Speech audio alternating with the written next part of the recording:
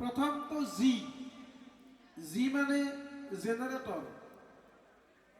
G মানে generator মানে তোমাৰ মায়ে তোমাক পৃথিৱীলৈ আনিছে, জেনাৰেট কৰিছে, গতিকে মাক সদায় মৰম কৰিবা। দ্বিতীয়টো ছেকেণ্ড লেটাৰ অ মানে অপাৰেটৰ। অপাৰেটৰ মানে তোমাৰ দেউতা, যিয়ে তোমাৰ সকলো প্ৰয়োজন কৰাৰ চেষ্টা কৰে, তোমাৰ পালন কৰে। গতিকে দেউতাক তোমাৰ প্ৰতি থকা যিবোৰ আশা, সেই আশাসমূহক শ্ৰদ্ধা কৰা। এজন ভাল মানুহ হৈ দেউতাক দেখুৱাই দিয়া, তেওঁ শান্তি পাব।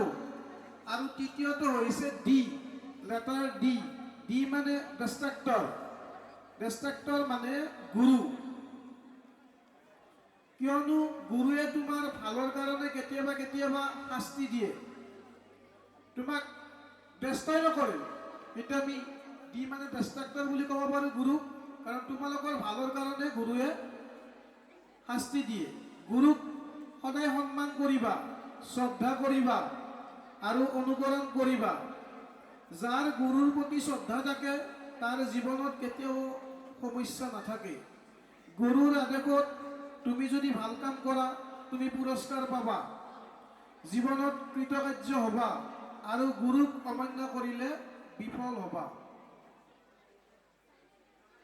শিষ্য যদি প্ৰিয় হয়, সেই শিষ্যৰ ওপৰত গুৰুৰ আশীৰ্বাদ সদায়ে থাকে, আৰু গুৰুক মান্যতা প্ৰদান কৰা শিষ্য সদায় গুৰুৰ প্ৰিয় হৈ থাকে।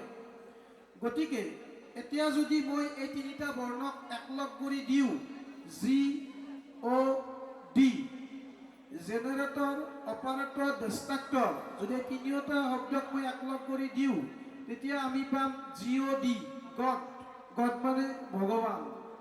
অৰ্থাৎ যি ছাত্ৰই নিজৰ মা, দেউতা আৰু গুৰুক নিজৰ লগত সদায় ৰাখে, তেওঁৰ লগত ভগৱান সদায় থাকে। তোমালোকে জানাই যে সদায় মা, দেউতা আৰু গুৰুক সদায় নিজৰ লগত থাকিবা, তেতিয়া জানিবা ভগৱান তোমাৰ লগত আছে।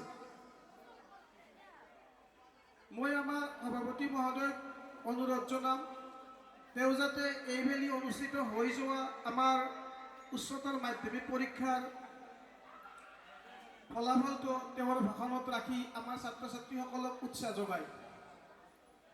সদৌ ইয়াত উপস্থিত তথা অনুপস্থিত সমূহ দাৰুণ একাডেমীৰ শুভাকাংক্ষীসকলক ধন্যবাদ তথা কৃতজ্ঞতা জ্ঞাপন কৰিলোঁ। তেওঁলোকৰ শুভকামনা আৰু আশীৰ্বাদ আমাৰ একাডেমীখনক লগত সদায়ে আছে, আৰু সদায়ে তেওঁলোকৰ আশীৰ্বাদে আমাক সমৃদ্ধ কৰি ৰাখিব বুলি আশা ৰাখিছোঁ। শেষত মই এটা কথা ক'ব খোজোঁ, আমাৰ ছাত্ৰ ছাত্ৰীসকলক তথা আজিৰ সভাত উপস্থিত থকা সকলোকে মই এটা কথা ক'ব খোজোঁ যে পঢ়াৰ উপৰিও যাতে তোমালোকে সদায় স্বাস্থ্যৰ যতন ৰাখা।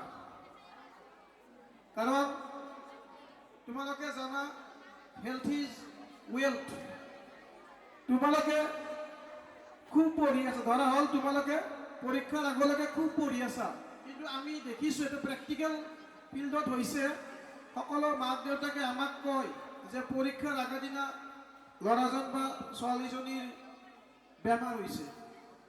এইটো হয় যে ৩-৪ দিন একো নাখায়, সম্পূৰ্ণ প্ৰেছাৰ লয়, এইটোৰ কাৰণে হয়। কিন্তু সেইটো সদায় নকৰিবা, ৰেগুলাৰ পঢ়িবা, স্বাস্থ্যৰ যতন সদায় ৰাখিবা, ভালদৰে খাবা, আৰু ভালদৰে খালেহে স্বাস্থ্য ভালে থাকিব। এইখিনি কৈয়ে মোৰ আদৰণি ভাষণ সামৰণি মাৰিছোঁ। ধন্যবাদ। জয় শ্ৰীকৃষ্ণ। ধন্যবাদ প্ৰশান্ত ছাৰ।